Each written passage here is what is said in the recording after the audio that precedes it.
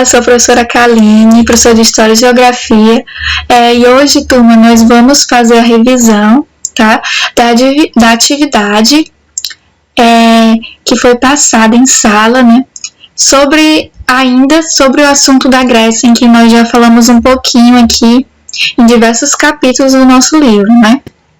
Então, vamos aqui ler a atividade e resolvê-la e tirar as dúvidas, ok? Vamos lá. Questão 1, né? A Guerra do Peloponeso foram uma série de batalhas que duraram 27 anos na Grécia Antiga. Duas cidades brigavam entre si pelo poder da Grécia e as outras cidades escolhiam quem queriam apoiar das duas. Marca a opção que traz quais são essas duas cidades. A. Corinto e Queroteia, B. Roma e Mileto e C. Atenas e Esparta. As duas cidades mais importantes da Grécia Antiga foram Atenas e Esparta. A gente já conversou bastante sobre isso, tá? Uma era mais voltada, né, para um ensinamento, para um treinamento, e a sociedade em si era mais voltada parte militar, para formar soldados. Era um povo mais guerreiro, que é Esparta. Já a cidade de Atenas, a gente vai ter um povo mais voltado para uma educação intelectual, né? É onde vão nascer grandes filósofos, vão nascer muitos modelos políticos, inclusive a democracia, que a gente já viu sobre isso. Essas duas cidades disputavam, então, a hegemonia, o que é isso? A liderança, o poder da Grécia. E elas vão acabar brigando entre si por esse poder. E as outras cidades gregas, elas tomavam partido, se queriam ficar do lado de Atenas ou de Esparta nisso, certo? Questão 2. A Macedônia invadiu a Grécia de maneira fácil, pois os gregos estavam enfraquecidos. Marca a opção que traz por que os gregos não conseguiram deter a invasão macedônia. A.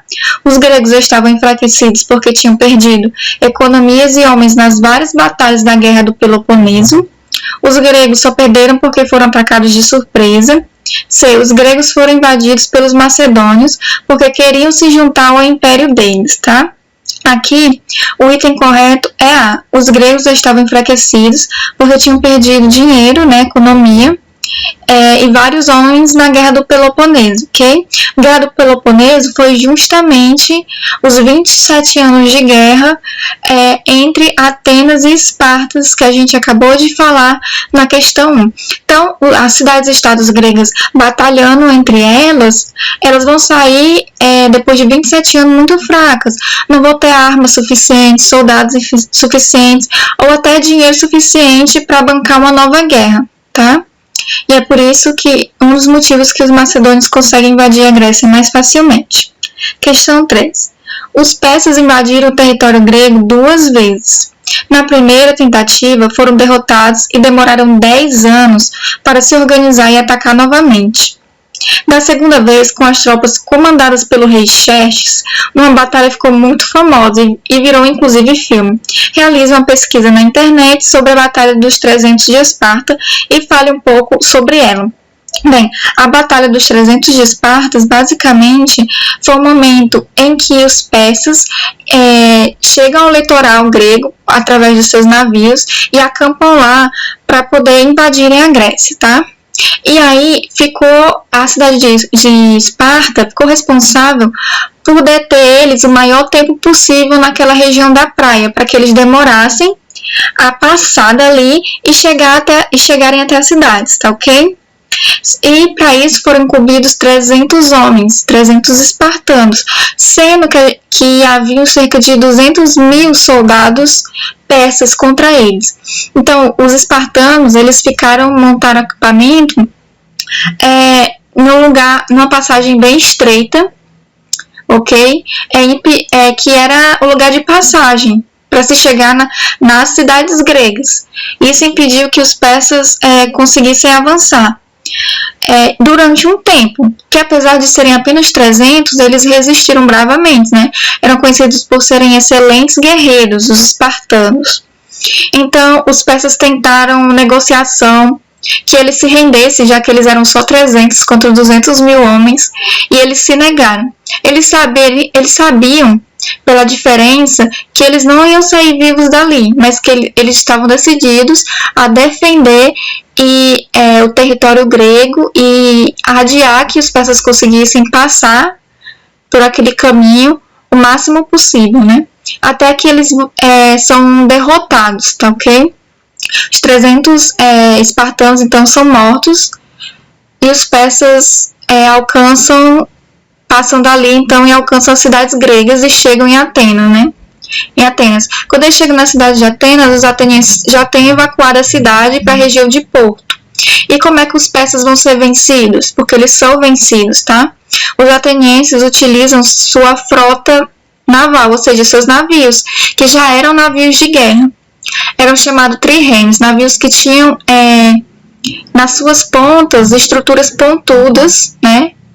Que já serviam para bater no navio inimigo e fazer esse navio rachar e afundar. Então, os navios atenienses foram para o mar lutar contra os navios persas. Esses navios foram afundando e junto com eles iam afundando milhares de soldados que estavam dentro dos navios. Foi assim que os persas recuaram e perderam a guerra, ok? Quarta questão. Já discutimos em aula que a Grécia Antiga se divide em vários períodos. Já falamos sobre os períodos pré-homérico, homérico, arcaico, clássico, e o período conhecido como domínio macedônico foi o Tracínio.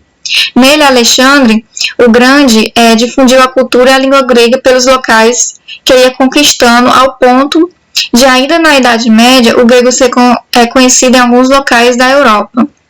Então, que período foi esse, né?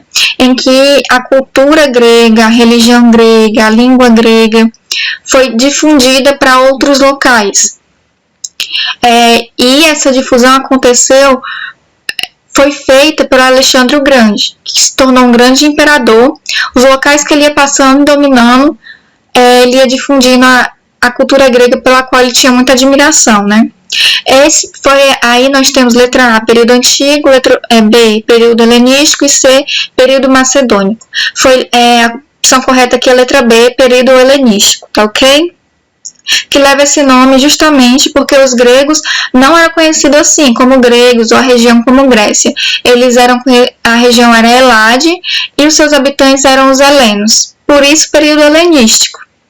Foi um período de difusão da cultura grega para fora do seu território, tá certo? Questão 5. Alexandre o Grande foi um conquistador que construiu um grande império, se tornou imperador da Pérsia, faraó do Egito e chegou até a Índia. Na sua caminhada de conquistas, que durou 6 anos, ele foi nomeando diversas cidades em homenagem ao seu nome. Como costumavam se chamar essas cidades? A mais famosa delas no Egito? A Alexandria, B, Alexandrina e C, a Alexandrópolis, tá? A resposta correta aqui é A, Alexandria. Que é uma cidade ainda do Egito que é bem famosa até hoje, tá? Ele tinha o costume de, nas cidades que ele ia fundando, locais que ele ia conquistando, ele sempre nomear uma cidade em homenagem ao seu nome. Questão 6. A religião grega possui muitas criaturas mitológicas, entre elas as 3 górgonas, são muito famosas. Faça uma pesquisa na internet sobre elas e fale sobre, né? As 3 górgonas, filhas de 2 deuses marinhos, Cetus e Fóssis, basicamente existem várias versões, né? Uma delas diz que elas eram, então, imortais, muito belas, mas que podemos dizer que elas eram más. E elas eram tão belas quanto a deusa Atena. Justamente por isso que as pessoas faziam comparações entre as 3 e a deusa Atena, sendo que as 3 eram más. Então Atenas decidiu transformá-las em monstros para que as pessoas não achassem mais elas parecidas com ela, né? Com a deusa da sabedoria, Atena, ok? E elas ficariam com que aparência depois de transformadas em monstros? Cabelos de cobras, dentes de javali, mãos de bronze, porque essas mãos se tornaram frias, e o olhar delas petrificaria qualquer um que as olhasse diretamente no olho. Uma outra versão fala apenas da Medusa, né? Mas especificamente da Medusa, em que a Medusa era uma humana, uma sacerdotisa do templo de Atena, e que ela teria tido uma relação com Poseidon, que é um outro deus. Atena não teria ficado feliz com isso e a teria amaldiçoado, transformando ela no monstro. Ok? Questão 7. Os gregos eram politeístas, ou seja, cultuavam vários deuses. Abaixo temos as imagens de algum desses deuses. Fala um pouco sobre cada um deles. Aqui nós temos os 3 deuses, Zeus, Hades e Poseidon, filhos de Cronos e Reia, 2 titãs, tá? Zeus é o deus dos deuses, deus do céu, deus do clima no sentido de tempo, tá? Tanto que ele está sempre carregando um raio na mão, como a gente pode ver até na imagem. Porque, teoricamente, ele que jogaria os raios na terra. Se ele se sentir irritado, chovia, teria trovões e raios. Se ele se sentisse feliz, o céu estaria azul e limpo, né? Nós vamos ter o Hades, que é o deus do submundo, que é o local que abriga as almas dos mortos. Ele também é o deus de todas as riquezas, porque elementos como ouro, prata, pedras preciosas, elas ficam no subsolo, embaixo da terra, tá? E o submundo seria um nível justamente abaixo da terra. Então, se ele é o senhor do submundo, ele seria o senhor de todas as riquezas, porque as riquezas ficariam ali, no local em que ele é rei, tá? E a gente vai ter o Poseidon, que é o rei dos mares. Ele mora dentro do oceano, né? Mas ele também possui um trono no Monte Olimpo, onde moram alguns deuses, né? A maioria dos deuses. Ele é pai, por exemplo, do Pégasus, que é o cavalo alado, né? E a gente vai ter aqui as 3 deusas filhas de Cronos e Reia, irmãs dos 3 deuses que eu já citei para vocês, tá? A Este é a deusa do lar, da lareira, da família. Deméter, deusa da agricultura, né, da colheita. E Hera, rainha dos deuses, por ser casada com Zeus. Sim, era comum, mesmo sendo parentes, os deuses casavam entre si, né? Hera é irmã de Zeus e os dois são casados, por exemplo. Também é deusa da família, deusa do casamento, tá? Deusa do parto. Vamos ter Atena. Atena, ela é filha de Zeus, com uma outra deusa que não é Hera. Atena é a deusa da sabedoria e da estratégia. Então, ela também é uma deusa que está ligada à questão da guerra, tá? Por ser a deusa da estratégia. Disse que ela nasceu de uma dor de cabeça de Zeus. Então, ela teria nascido da cabeça dele. Por isso, até que ela é a deusa da sabedoria, né?